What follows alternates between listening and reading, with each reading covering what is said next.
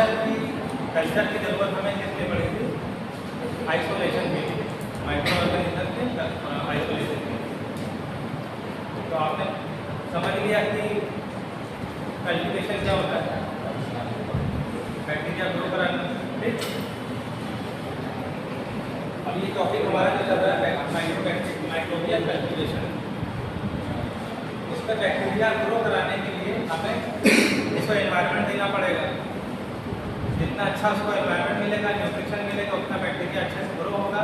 क्योंकि हम लोग पेट्री डिश में जब एगार प्लेट होती है उसमें हम लोग जब उसका सैंपल डालते हैं, ठीक है, और स्ट्रिक फैलाते हैं ऐसे करके, ठीक, उसमें क्या मतलब कॉलोनी डेवलप करने के लिए हम उसे इंक्यूबेटर में रखते हैं, ठीक, 37 डिग्री सेंटीग्रेड पे उसको मतलब बैक्टीरिया ग्रो करने के लिए 37 डिग्री टेम्परेचर चाहिए।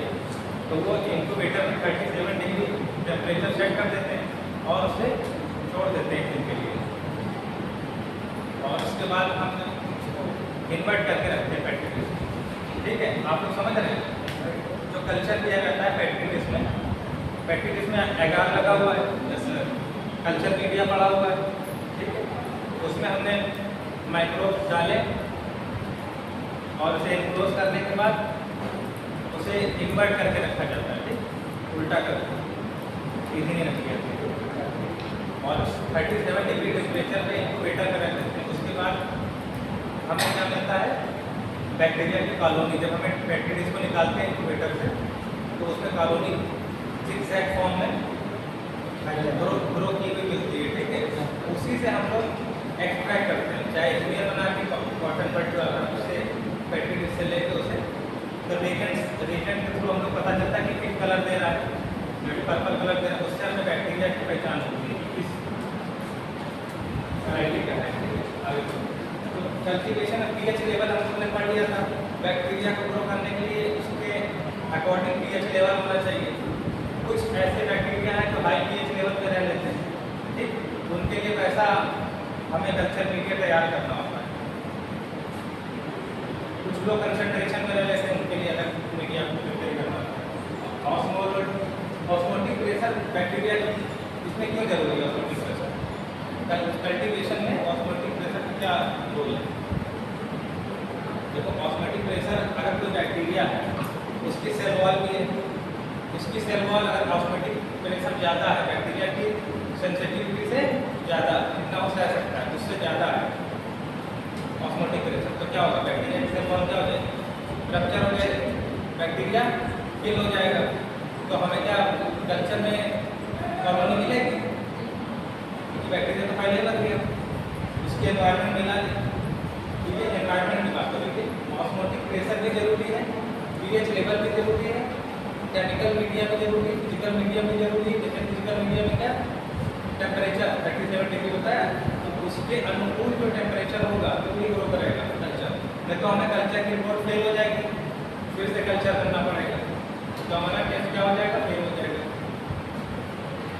Osmotic pressure is the minimum pressure which need to be applied to a solution to prevent the inward flow of water across the SPM। इस लेक्चर का ये इस लाइन का मतलब है, SPM का मतलब क्या होता है पता है? SPM का मतलब नहीं पता है ना? Semi permeable membrane.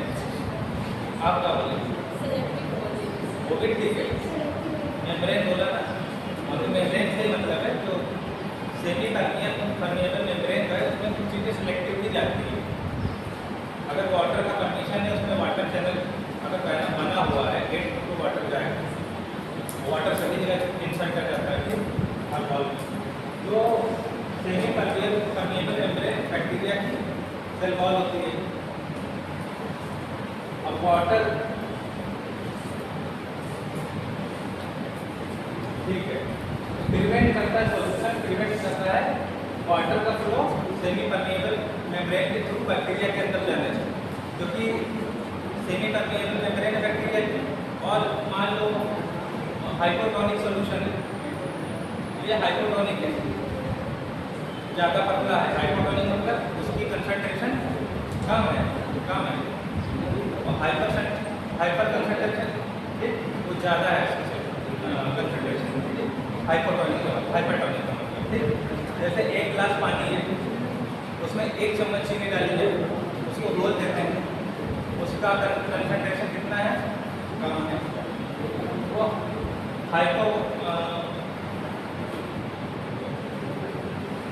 हाइपोटोनिक, ठीक है, वो हाइपोटोनिक कहलाएगा।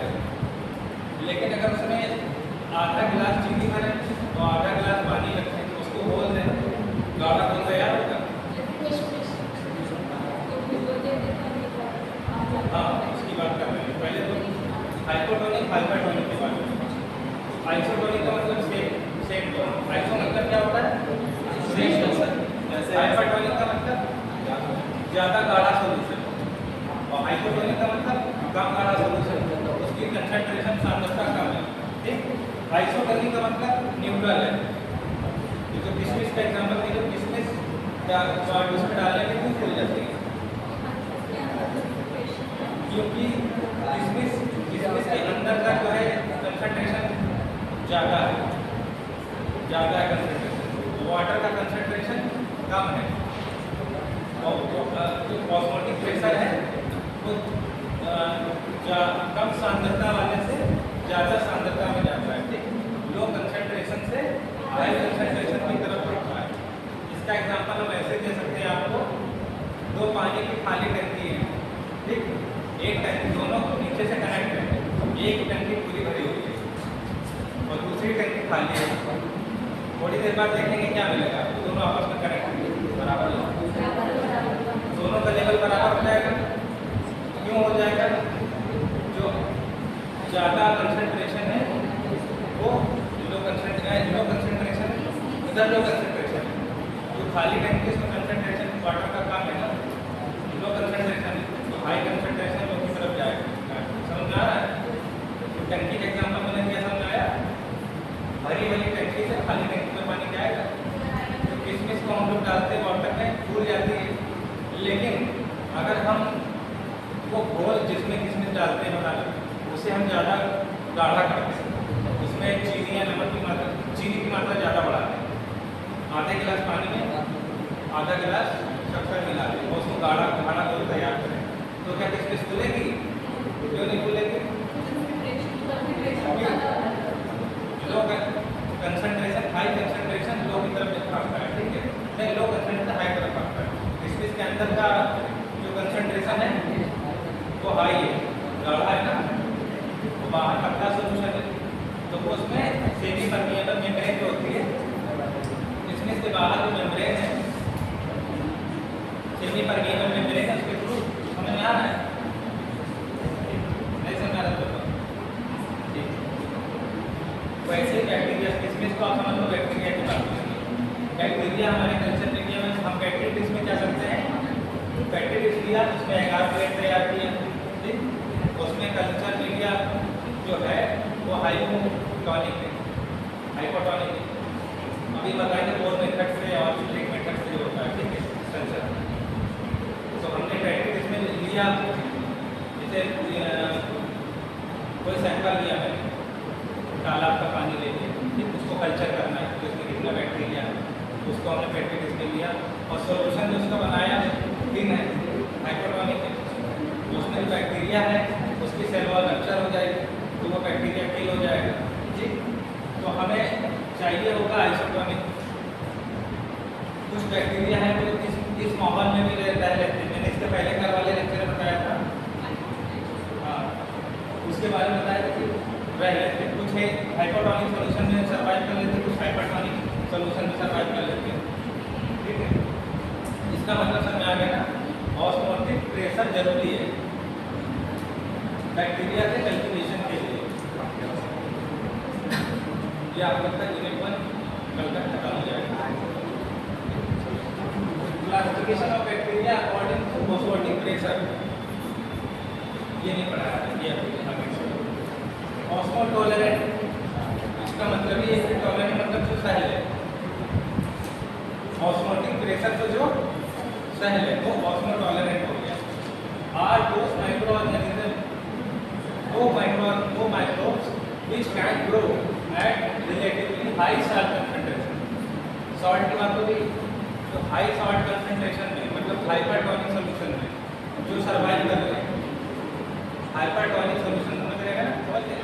हाइपरटोनिक सॉल्यूशन में जो सर्वाइव कर ले उन्हें कहते हैं ऑस्मोटॉलरेंट। उसका एग्जाम्पल दिया हुआ है स्टेफिलोकोकस। स्टेफिलोकोकस जो बैक्टीरिया है वो ऑस्मोटॉलरेंट, सर्वाइव कर लेता है ज़्यादा कंसंट्रेशन में, ऑस्मोटिक प्रेशर जहाँ ज़्यादा होता है। Halophiles grow in presence of salt at concentration above 0.2 to 0.6। ये ऑस्मोटिक प्रेशर लिखा हुआ है, ठीक है, 0.2 0.6 ये लिखा हुआ है ऑस्मोटिक प्रेशर है।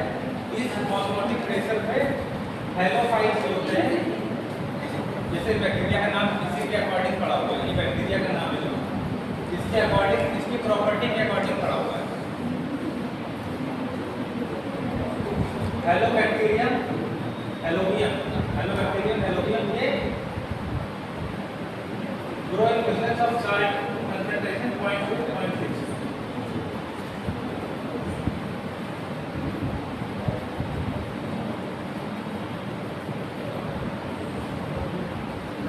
ठीक है, आगे बढ़े। Classification of bacteria on the basis of hydrostatic pressure. Osmotic pressure के हिसाब से हो गया बैक्टीरिया, दो टाइप के हो गए, उसके एग्जांपल में लिख देते हैं। हाइड्रोस्टैटिक प्रेशर क्या होता है? वो भी पानी का एक प्रेशर है, हाइड्रो मतलब पानी, एक पानी का, स्टैटिक मतलब एक कांस्टेंट, पानी का अपना जो कांस्टेंट एक प्रेशर, जो गिलास के अंदर वाटर रखा, गिलास में वाटर रखा और जैसे गिलास में छेद कर दिया, पानी किधर भागेगा? बाहर की तरफ भागेगा ना, इनवर्ट से आउटवर्ट जाएगा ना। अगर गिलास में चारों तरफ से छेद कर दे तो चारों तरफ से बराबर पानी बहेगा, इसका मतलब क्या हुआ? वो पानी, गिलास में जो पानी था वो बाहर क्यों जा रहा है? बताओ, हंसते रहते हो,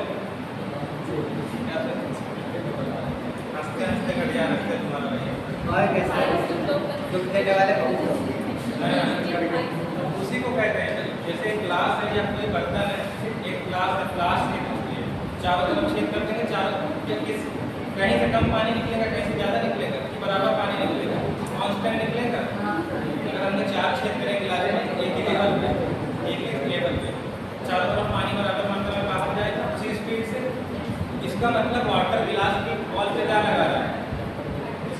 हाइड्रोस्टैटिक प्रेशर। उसी प्रेशर की बात हो रही है। वो प्रेशर हमें दिखता नहीं है, जो वाटर है उसका प्रेशर हमें दिखता नहीं है। जैसे टंकी है, टंकी में पानी भरा हुआ है, एक दीवार टूट गई तो पानी बाहर भागेगा ना, वही है हाइड्रोस्टैटिक प्रेशर। जो वो वाटर को अपने जहाँ पर वो प्रेजेंट है उसकी वॉल पे तो चारों तरफ हाइड्रोस्टैटिक प्रेशर चारों दिशाओं में लगता है, चारों तरफ से हर डायरेक्शन में। अब इसमें क्या है? बैरोटॉलरेंट, बैरोफाइल, दो तरह के बैक्टीरिया हो गए।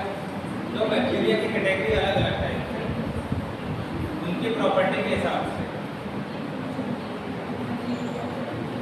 बैरोटॉलरेंट मतलब वही चीज़ें जो इंक्रीज प्रेशर पे भी जिन्हें कोई प्रभाव नहीं पड़ता, do not get affected by increase pressure, जिनके ऊपर हाई प्रेशर का कोई प्रभाव नहीं पड़ता है, वो बैरोटॉलरेंट होते हैं। बैरोफाइल्स क्या होगा भाई? उसका अपोजिट, बैक्टीरिया को moderately high hydrostatic pressure.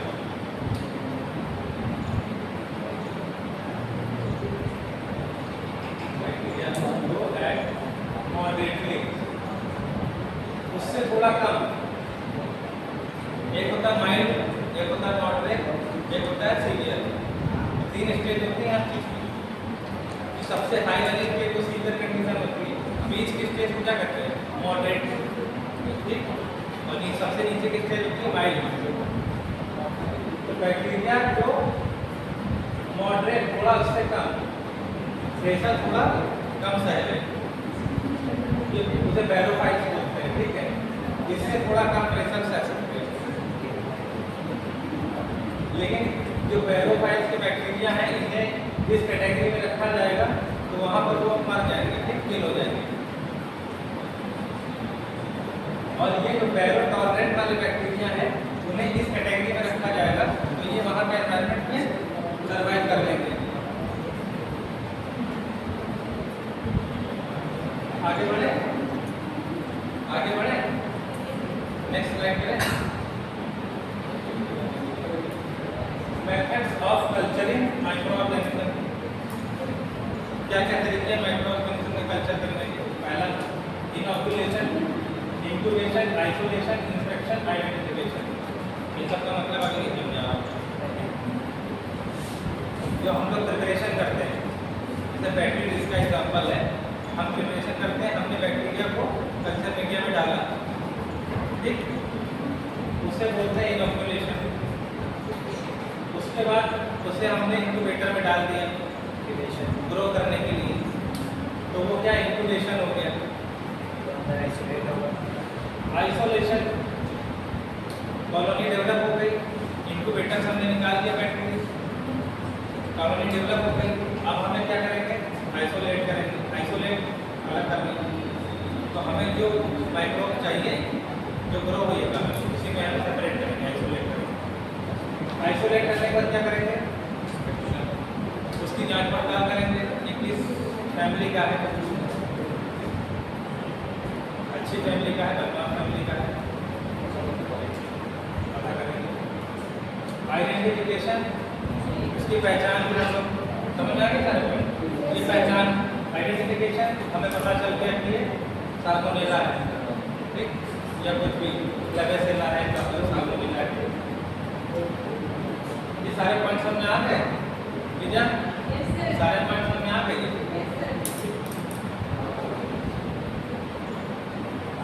Types of culture, pure culture और मिक्स कल्चर। प्योर कल्चर में a container of medium that grow only a single non species और type of microorganism. Pure culture में क्या है? हमारे पास ऐसा medium है, ठीक है, जो एक पर्टिकुलर एक माइक्रोब्स है जिसके बारे में हमें पता लगाना है, उसका कल्चर करना है। उसमें 3-4 नहीं 8-10 माइक्रोब नहीं, केवल एक माइक्रोब्स की पहचान करनी है, तो प्योर कल्चर प्योरली उसी के लिए, जैसे उसके लिए अलग से क्लास लगाई जाए, कैसा क्लास, ठीक। तो प्योरली तुम्हारे लिए हो गया ना, तुम्हारे लिए मीडिया अलग होगा, तुम्हारे हिसाब से टीचर होंगे, तुम्हारे हिसाब से क्लास होगी, उसी तरह से जैसे ये बैक्टीरिया बहुत वो है, ठीक है, जो स्टेफिलोकोकस ग्रुप का है। कंटेनर ऑफ मीडियम, एक ऐसा कंटेनर जिसमें मीडियम है, कैसा मीडियम है? वो ऐसे माइक्रो ऑर्गेनिज्म को ग्रो कराने के लिए पर्याप्त इसमें जो है उसे प्योर कल्चर बोलते हैं। Most frequently used for laboratory study because it allows the systematic examination and control of all exam microcell. उस बैक्टीरिया में हमें केवल एक ही तरह का मिलेगा माइक्रोब्स, उसी की कॉलोनी डेवलप होगी। मिक्स कल्चर में क्या होगा? 3-4 वैरायटी के जो हमारे पास माइक्रोब मिलेंगे, उनकी अलग अलग कॉलोनी डेवलप होगी, उसमें से हम आइसोलेट करेंगे।